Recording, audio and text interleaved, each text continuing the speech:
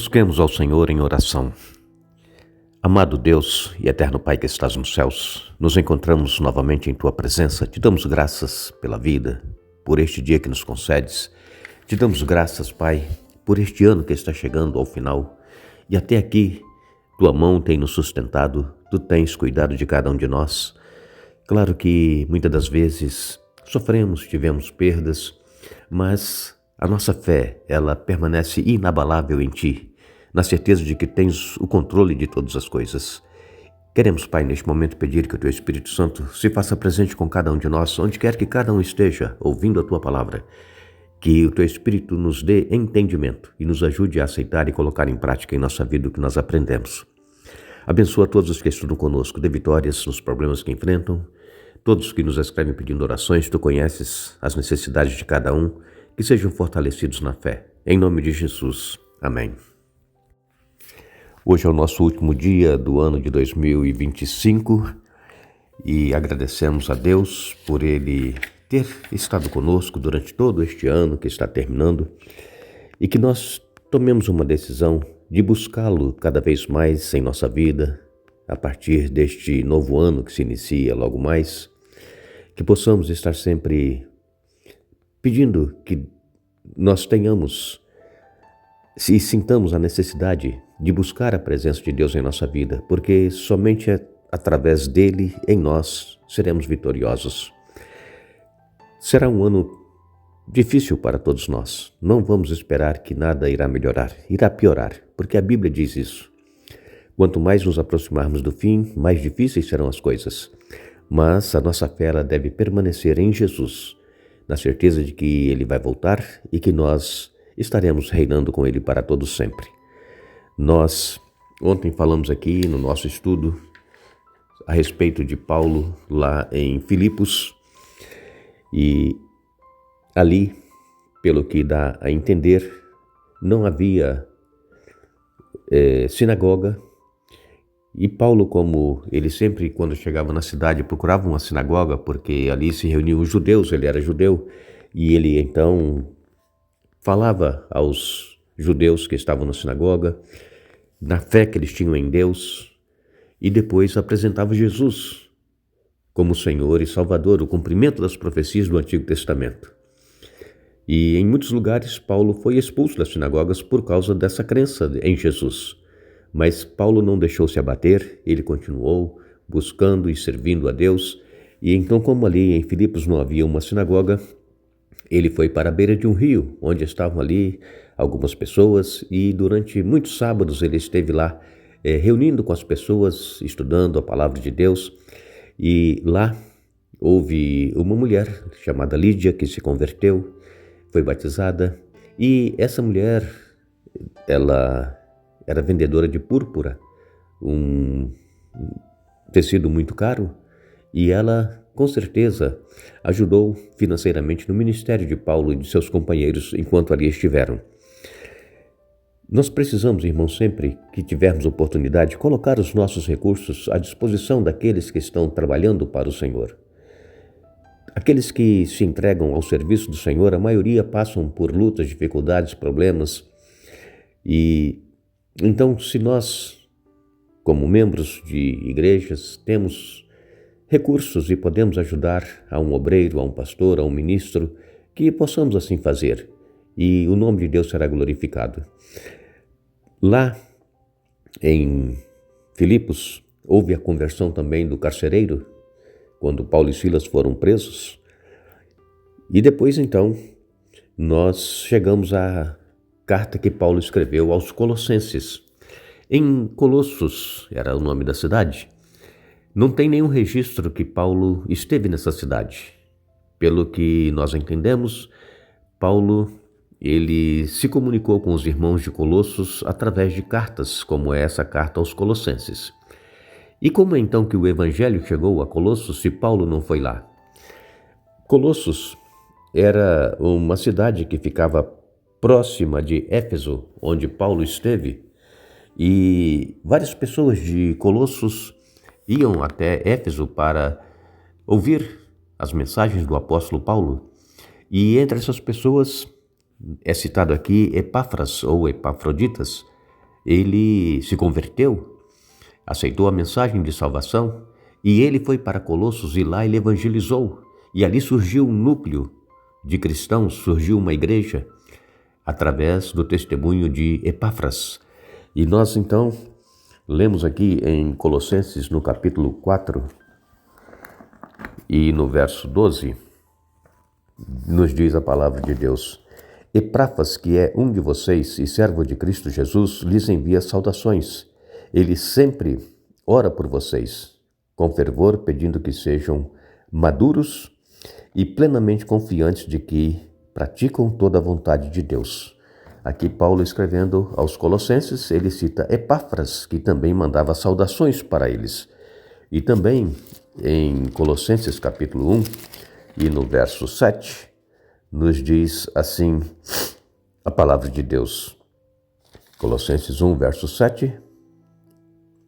Vocês aprenderam as boas novas por meio de Epáfras, nosso amado colaborador. Ele é servo fiel de Cristo e nos tem ajudado em favor de vocês. Então, Paulo, ele cita claramente que o evangelho chegou lá em Colossos através de Epáfras, que era um colaborador que ajudava na pregação do evangelho.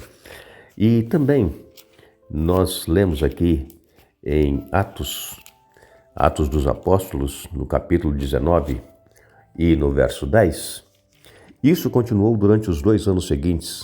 A gente de toda a província da Ásia, tanto judeus como gregos, ouviu a palavra do Senhor. Então isso continuou durante 2 anos seguidos.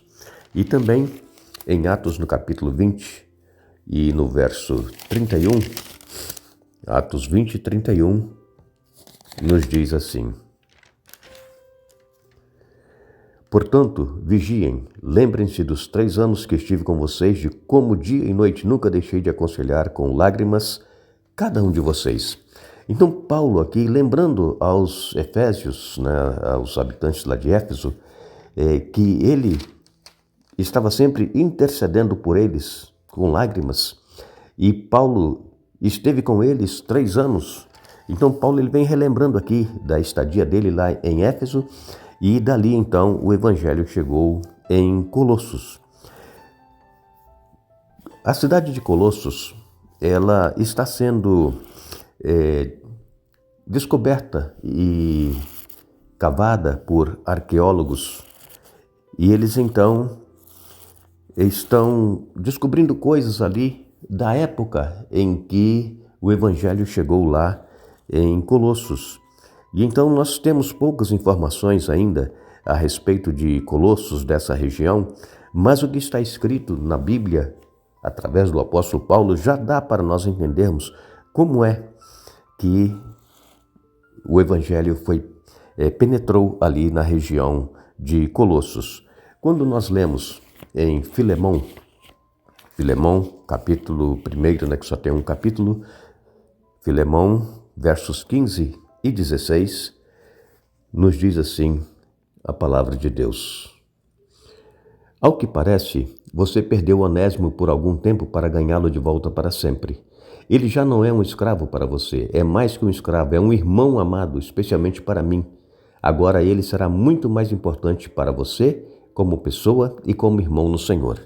Essa carta de Paulo a Filemão está relatando aqui a respeito de Onésimo, um escravo que havia fugido. E este escravo, ele se encontrou com Paulo e ele se converteu, ele aceitou a Jesus. E então Paulo agora, ele escreve uma carta para Filemão para que aceite de volta, que perdoe Onésimo, porque agora ele vai ser muito mais do que um escravo, um servo. Ele vai ser o quê? Um irmão em Cristo. Então Paulo, ele sempre trabalhava para poder aproximar as pessoas e não separá-las. Também em Colossenses capítulo 4 e no verso 9, nos diz assim: Envio também Onésimo, irmão fiel e amado, que é um de vocês. Ele e Tíquico lhes contarão tudo o que tem acontecido aqui.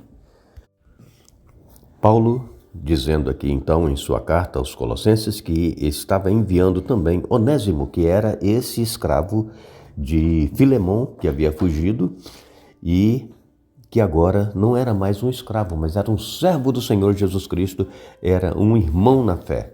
E nós precisamos também, irmãos, saber que Deus ele tem os meios dele de trabalhar com as pessoas e de convertê-las, de transformá-las.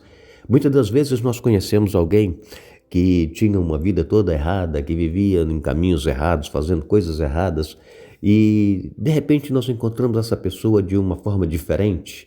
E o que foi que aconteceu com essa pessoa?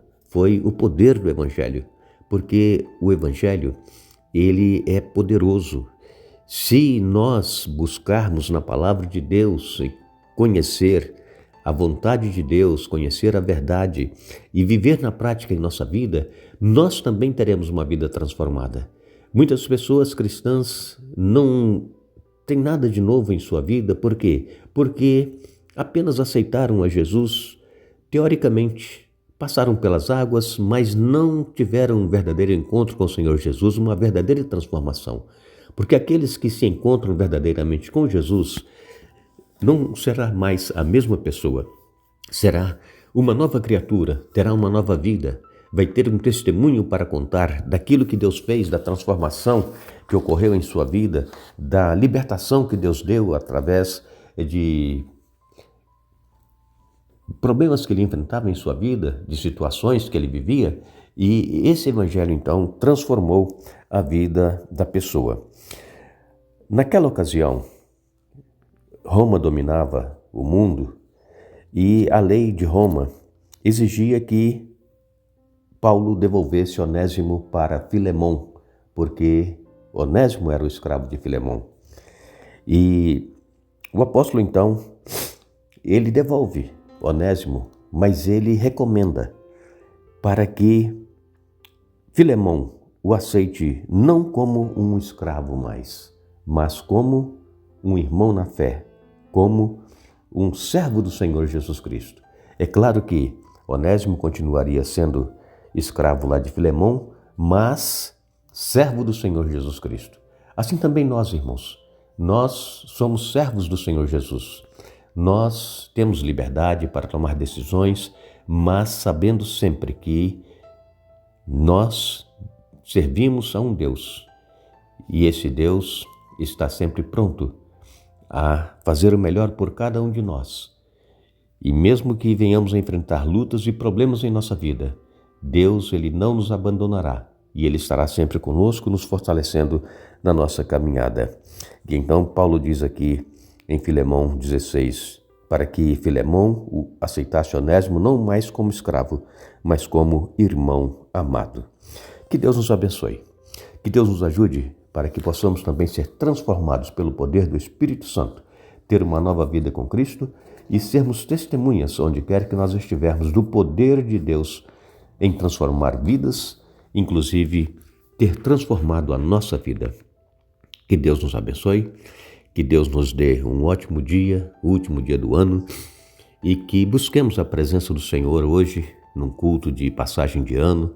Não deixemos de estar presentes, vamos entregar a nossa vida ao Senhor Jesus, vamos consagrá-la a Deus e vamos começar o ano na presença dEle, dispostos a aceitar a vontade dEle e viver na presença dEle os próximos dias deste próximo ano. Que Deus nos abençoe.